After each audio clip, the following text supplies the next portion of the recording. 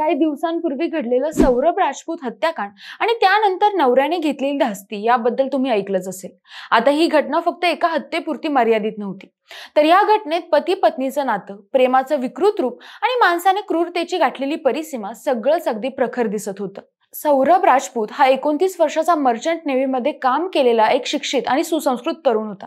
त्यानं मुस्कान रस्तोगी हिच्याशी प्रेमविवाह केला होता, पण काही दिवसांनी त्यांच्या संसारात कलह सुरू झाला। मुस्कानचं साहिल शुक्ला नावाच्या दुसऱ्या व्यक्तीशी अफेअर सुरू झालं आणि यामुळे सौरभच्या आयुष्याची राख रांगोळी झाली।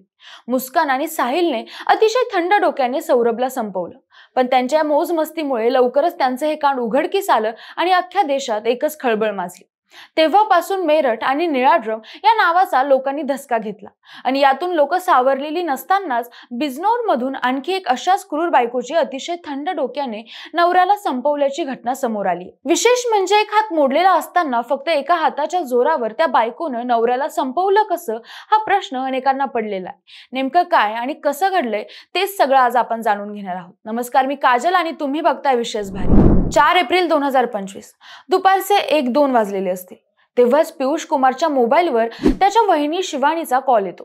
कॉलवर शिवानी प्रचंड रडत असते आणि रडता रडता ती पियुषला सांगते की तुझ्या भावाला म्हणजेच दीपकला हार्ट अटॅक आलाय, आम्ही त्याला हॉस्पिटलला घेऊन चाललोय, तूही तिकडेच ये। हे ऐकून पियुषला धक्का बसतो आणि तो घाईघाईत हॉस्पिटलला जायला निघतो, पण हॉस्पिटलला जाईपर्यंत दीपकचा मृत्यू झालेला होता। हॉस्पिटल मधलं चित्र बघून पियुषच्या पायाखालची जमीन सरकली होती। आपल्या भावाला असं निश्चल पडलेलं बघून त्याच्या तोंडातून शब्द फुटत नव्हते, पण त्या परिस्थितीतही त्याला आपल्या भावाच्या गळ्यावर संशयास्पद काहीतरी दिसलं आणि तो दीपकचं पोस्टमार्टम करण्याची मागणी करू लागला। आणि आश्चर्याची गोष्ट की शिवानी या गोष्टीला विरोध करू लागली। आता मात्र पियुषचा संशय बळावला आणि त्यांनी पोलिसांची मदत घेत दीपकचं पोस्टमार्टम केलं। दीपकच्या पोस्टमार्टम मध्ये जे सत्य उघड झालं ते ऐकून अख्ख्या बिजनौरला धक्का बसला। पण मंडळी, दीपकच्या पोस्टमार्टम रिपोर्ट मध्ये असं नक्की काय होतं? मंडळी, या प्रश्नाचं उत्तर जाणून घेण्यासाठी आपल्याला या प्रकरणाच्या मुळापासून सुरुवात करावी लागेल आणि या प्रकरणाचं मूळ सुरू होतं 2018 पासून। 2018 साली दीपकची ओळख शिवानी सोबत झाली होती। दोघंही हल्दोरच्या इंटर कॉलेजमध्ये शिकत होते। शिकत असताना दोघांच्या ओळखीचं रूपांतर प्रेमात झालं।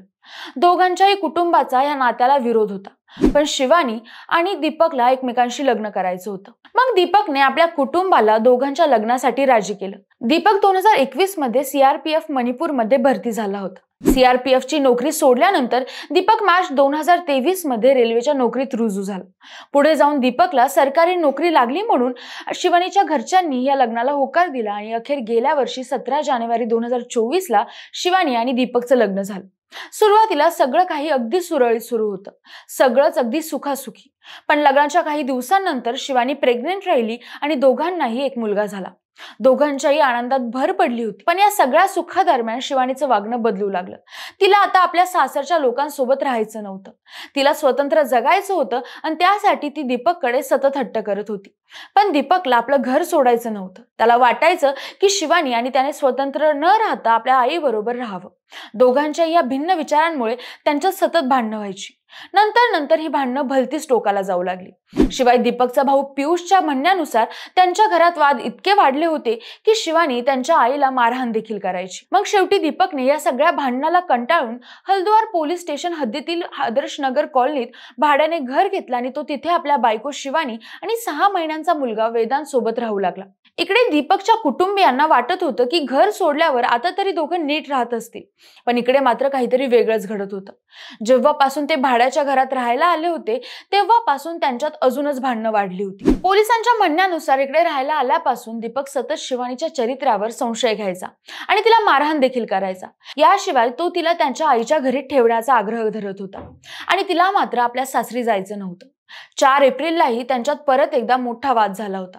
झालेल्या वादातून दीपालीने हा प्रश्न कायमचाच मिटवायचा निर्णय घेतला।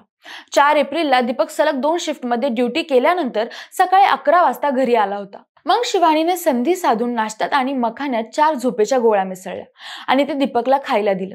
नाश्ता केल्यानंतर दीपक बेशुद्ध झाला आणि मग शिवानीने इतक्या दिवसांपासून जपून ठेवलेल्या आपल्या रागावरचं नियंत्रण सोडलं आणि दीपकची शुद्ध हरपल्याचं बघताच तिने आपल्या डाव्या हाताने त्याचा गळा दाबून खून केला। खून केल्यानंतर ती आपल्या मुलाला घेऊन गच्चीवर गेली आणि भर उन्हात कितीतरी वेळ तिथेच थांबली। मग नंतर तिला काहीतरी सुचलं आणि ती खाली आली। तेव्हा तिने आपल्या दिराला म्हणजेच पियुषला कॉल करत सांगितलं की दीपकला हार्ट अटॅक आलाय आणि मी त्याला घेऊन हॉस्पिटलला निघाली, तुम्ही सुद्धा लवकर या. या कॉल नंतर तिने आपल्या घर मालकाला बोलावून घेत सेम कारण त्यालाही सांगितलं आणि त्याच्या मदतीने दीपकला हॉस्पिटलला नेण्यात आलं. पियुषही तोपर्यंत हॉस्पिटलला पोहोचला होता, पण पोहोचल्यावरच त्याला समजलं की आपल्या भावाचा मृत्यू झालाय. सुरुवातीला त्यालाही वाटत होतं की दीपकचा मृत्यू हार्ट अटॅकने झालाय, पण जेव्हा त्याने दीपकच्या गळावर असलेले व्रण बघितले तेव्हा मात्र त्याला शिवानीवर संशय येऊ लागला.